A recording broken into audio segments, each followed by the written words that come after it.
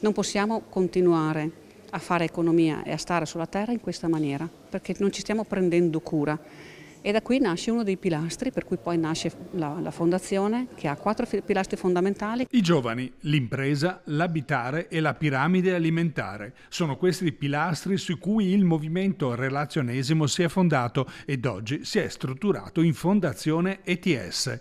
Dopo la mostra in Basilica Palladiana sulla sezione aurea, i promotori intendono ora sviluppare il tema dell'abitare e della città, coinvolgendo un partner d'eccezione che affonda le sue radici nel Rinascimento vicentino, l'Accademia Olimpica. Questa è una riflessione su quali sono le trasformazioni che la città deve incontrare per assolvere queste nuove funzioni, tenuto conto che prima di tutto è un luogo di relazione. La città come catalizzatore del cambiamento, dunque. Su questo si interrogheranno venerdì prossimo esperti universitari dello UAV di Venezia e della Sapienza di Roma in un convegno pubblico aperto alla cittadinanza. Non stiamo pensando, generalizzando, all'abitare del futuro.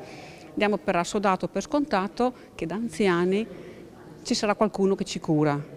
Ma dobbiamo pensare noi alla nostra cura, a come stare in relazione nelle città, come stare in relazione nelle case, nei palazzi. L'Accademia Olimpica è nata nel Rinascimento, ma proponendo proprio e occupandosi in particolare della cultura scientifica. Quindi io credo che oggi siamo un soggetto particolarmente deputato ad incrociare la lunga tradizione umanistica con la rivoluzione tecnologica.